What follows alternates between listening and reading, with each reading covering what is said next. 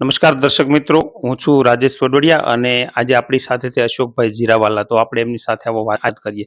સાહેબ, પહેલા તો તમારો રાજકીય જીવનનો યુવાનીથી લઈને આજ સુધીનો એક ટૂંકો પરિચય આપશો. રાજકીય જીવનની શરૂઆત મેં 1986માં કરી છે. હું અહીંયા 1982માં સુરત આવ્યો અને ડાયમંડ સાથે હું સંકળાયેલો હતો. પછી ધીરે ધીરે કરતાં હું રાજકીય ક્ષેત્રમાં આવ્યો. એક સેવાદળના સભ્ય તરીકે મારી શરૂઆત કરી અને ત્યાર પછી ડે બાય ડે રાજકીય અને બિઝનેસ બંને સાથે જોડાઈને મેં એક લોકસેવાનું કાર્ય શરૂ રાખ્યું. 1990માં ટેક્સટાઇલમાં આવ્યો અને ટેક્સટાઇલમાં જે તે વખતે બહુ મોટા પડકારો હતા અને ત્યારે હજુ આપણો સમાજ ધીરે ધીરે ટેક્સટાઇલમાં આવી રહ્યો હતો.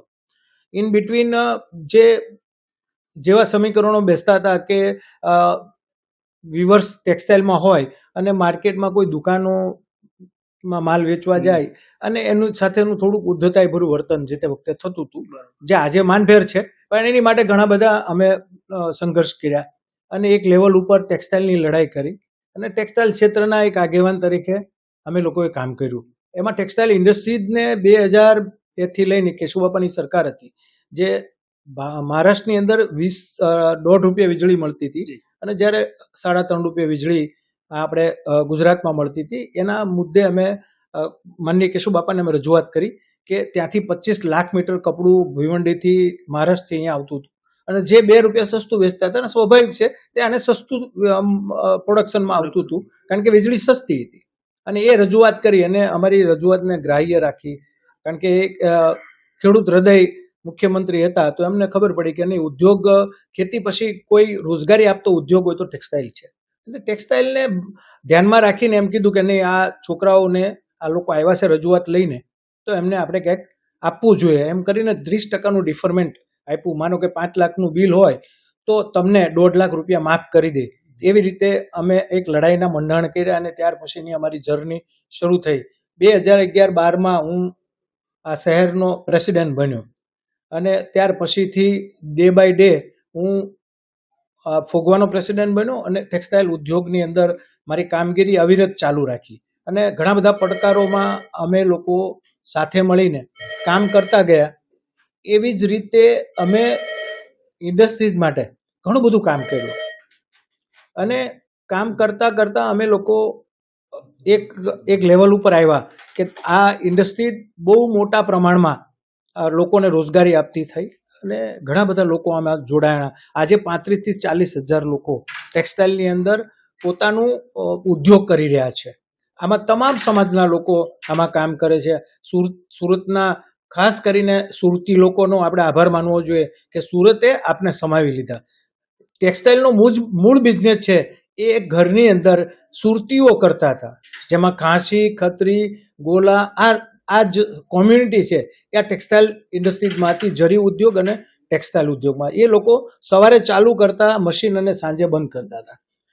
પણ જ્યારે સંઘર્ષ કરનારી અને મહેનતકશ પ્રજા સૌરાષ્ટ્ર આવી આ ઉદ્યોગની અંદર તો 24 કલાકનો બિઝનેસ થયો.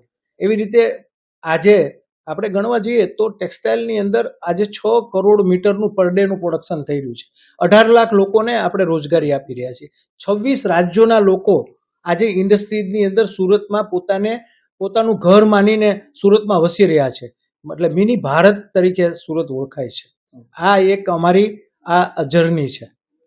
બીજું કે તમારું જે એસટીજીઆઈની જે ઇલેક્શન હતું એમાં તમારા પ્રતિસ્પર્ધી પણ તમારો ચૂંટણીનો પ્રચાર કરતા હતા કે અશોકભાઈને આ સ્થાન ઉપર અમે મૂકશું. એટલે મેં ભારતના મારા યાદ છે ત્યાં સુધીમાં એ ઇતિહાસમાં પહેલી વાર જોયું કે કોઈ પ્રતિસ્પર્ધી છે એ એમના પ્રતિસ્પર્ધીનો પ્રચાર કરે. એ શું હતું? એ એક અમારી એક બોર્ડિંગ છે કે જે અમે લોકો જ્યારે હું ઇલેક્શનમાં ઊભો રહ્યો હતો મેં તો ઝંપલાવ્યું હતું.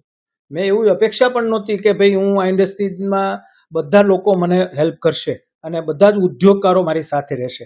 પણ મને ગૌરવ છે કે શહેરના તમામ જ્ઞાતિના લોકો જે લોકો મારી સાથે જોડાયેલા છે, જે લોકો મને ઓળખતા હતા ઇન્ડસ્ટ્રીઝમાં, એવી રીતે તમામ આગેવાનો ઇન્ડસ્ટ્રીઝના લીડ કરતા હતા એવા લોકોએ મને સપોર્ટ કર્યો. એમાં હું કહેવા જાઉં તો દરેક સમાજના લોકો, માનો કે ટ્રેડર્સમાંથી વાત કરવા જઈએ તો કૈલાસ હાકીમ, મનોજ અગ્રવાલ, નરેન્દ્ર સાબુ, જે ટ્રેડર્સમાં અમારી ટેક્સટાઇલનું એક ફિરકું કહેવાય, એમના આગેવાનો એમની સંસ્થાને લીડ કરતા હતા. એ લોકોએ મારામાં વિશ્વાસ મૂક્યો અને એમ કીધું કે નહીં, અશોકભાઈ આમાં ચેમ્બર ઓફ કોમર્સમાં વાઇસ પ્રેસિડેન્ટમાં આવવા જોઈએ.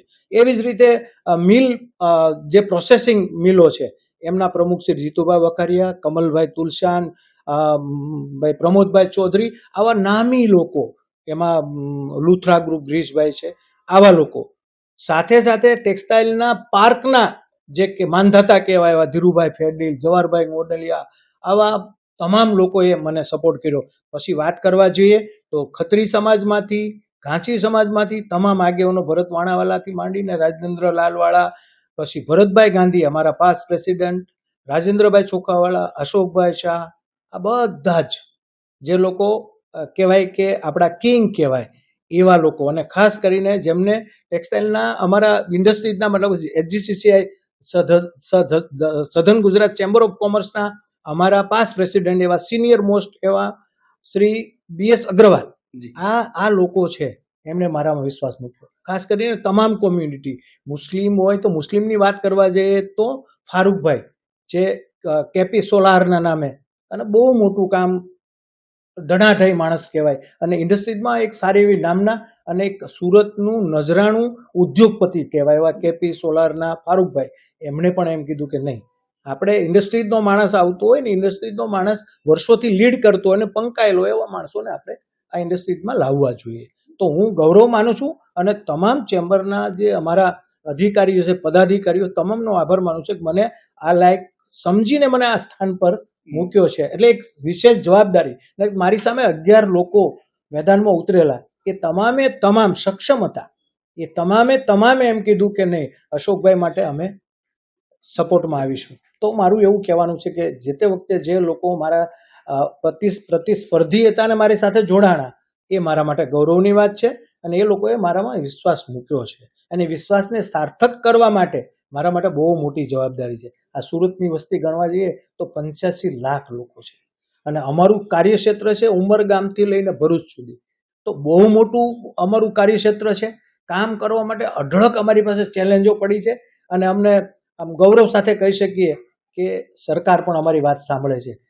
ગાંધીનગરની હોય કે દિલ્હીની કેન્દ્ર સરકાર હોય, બંને અમારી વાત સાંભળે છે, અને તમામ ઇન્ડસ્ટ્રીઝને કેવી રીતે ગ્રો થાય એના સપોર્ટમાં હંમેશા સરકાર ઊભી છે. એટલે અમને ગૌરવ સાથે એવું કહી શકીએ કે અમારા કામ અને ઇન્ડસ્ટ્રીઝના કામ 150 જેટલા એસોસિએશનો અમારી સાથે જોડાયેલા છે. ટેક્સટાઇલની વાત કરીએ તો 45 જેટલા એસોસિએશનો ટેક્સટાઇલના પણ આ ચેમ્બર સાથે જોડાયેલા છે. એટલે આ એક એવું મહાજનની સંસ્થા છે કે આ 1 વર્ષ માટે પોતાનો રોલ ભજવતી હોય, પણ 3 વર્ષ માટે એમનું યોગદાન આપે છે.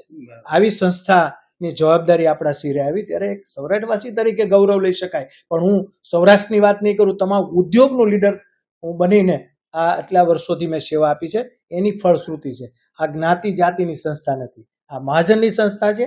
અને મહાજનની સંસ્થામાં જોડાવા અને આ સ્થાન પર બેસવા માટે મને જે મોકો મળ્યો છે એને હું સાર્થક કરવાની મારામાં જવાબદારી છે. અને હું પ્રાર્થના કરું પ્રભુને કે માં ખોડિયારને કે મને શક્તિ આપે કે હું આ બધાના જ કામ સારી રીતે અને સુપેરે પાર પાડું. અશોકભાઈ, મારો એક એ સવાલ છે કે આ સુરત છે એટલે અહીંયા તો તમામ રાજ્યના લોકો રહે છે, તમામ જ્ઞાતિના, તમામ ધર્મના, તમામ ભાષાઓના લોકો રહે છે. તો આ જે સંસ્થા છે એ ફક્ત વ્યાપારને વ્યાપ આપવા માટેની છે. તો આમાં કેવા અને કયા પ્રકારના લોકો તમને આમાં સપોર્ટ કર્યો છે? ખાસ કરીને માનવા જઈએ ને તો જરી ઉદ્યોગના લોકોએ પણ મને સપોર્ટ કર્યો છે. બરાબર. અને એમાં ઘણા નામી માણસો છે કે જે લોકો એક જરી ઉદ્યોગમાં એક પોતાનું આગવું સ્થાન, આજે 1800 જાતની જરી બનાવવી એક આપણા માટે એક મોટી, એવા કેતન વાઘાણી પણ આ સપોર્ટની અંદર, મહેન્દ્રભાઈ છે, એવા ઘણા બધા લોકો છે જેમણે આપણી સાથે સપોર્ટમાં ઉભા રહ્યા છે. એવી જ રીતે બિલ્ડર એસોસિએશન છે ક્રેડાઈ, એમાં સુરેશભાઈ છે, અત્યારે નવા રિસન્ટલી જે પ્રમુખ બન્યા ક્રેડાઈના ખૂટ છે, એવા ઘણા બધા લોકો છે. મહેસાણા સમાજના લોકો પણ આમાં બહાર આવ્યા. એટલે તમામ સમાજના લોકોએ આપણને સપોર્ટ આપ્યો છે. એમાં જસુભાઈ બોમ્બે હોય, નવીનભાઈ હોય, સુરેશભાઈ પટેલ જે ગબ્બરના નામે ઓળખાય છે, એવા લોકો બધા જ, જોકે એ પહેલેથી જ ચેમ્બરમાં અને મારી સાથે પણ જોડાયેલા ફોગવામાં એવા. અને સૌરાષ્ટ્ર સમાજ સેવા એટલે આપણું ગૌરવ કહેવાય એના જે કાનજીભાઈ ભાલાળા છે, હરિભાઈ કથિરિયા છે, ભવનભાઈ નવાપરા છે, પ્રવીણભાઈ ડોંગા છે, આવા માંગરોળ ઇન્ડસ્ટ્રીયલ એસ્ટેટના આગેવાનો છે. એટલે એવી રીતે તમામ જે કે ભાઈ નામી અનામી ઉદ્યોગ સાથે જોડાયેલી સંસ્થાઓ છે. પછી કલર કેમિકલના હોય, વાપીથી લઈને બધા જ આગેવાનો, વાપી ઇન્ડસ્ટ્રીયલ એસ્ટેટના આગેવાનો, પ્રમુખશ્રીઓ, માંગરોળના, પછી અંકલેશ્વરના કેમિકલની, ફાર્માના, એમ તમામ લોકોએ ઉત્સાહભેર આપણને સપોર્ટ કર્યો છે. અને હું આ બધાનો ઋણી છું કે મારે આ બધાનું ઋણ અદા કરવાની સમય છે અને મારે સુપેરે એમને અદા કરવો પડશે. અને હું પ્રાર્થના કરું પ્રભુને કે માં ખોડિયારને કે મને શક્તિ આપે કે હું આ બધાના જ કામ સારી રીતે અને સુપેરે પાર પાડું. Thank you very much. તો મિત્રો, આ હતા અશોકભાઈ જીરાવાલા, જેઓ અત્યારે south Gujarat chambers of commerce કે જે દક્ષિણ ગુજરાતના તમામ વ્યવસાયને એક આખરી વ્યાપ આપે છે અને કે રાજ્ય સરકાર અને કેન્દ્ર સરકાર સુધી જે કાંઈ સહાયની જરૂર પડે અથવા તો જ્યાં પણ ડિફિકલ્ટી હોય એ સોલ્વ કરવા માટેની આ સંસ્થા છે. અને એ સંસ્થાની જવાબદારી છે અત્યારે અશોકભાઈના શિરે આવેલી છે. તો એના માટે આપણે અહીંયા અમારી સાથે જોડાયા બદલ આપનો ખૂબ ખૂબ આભાર. Thank you.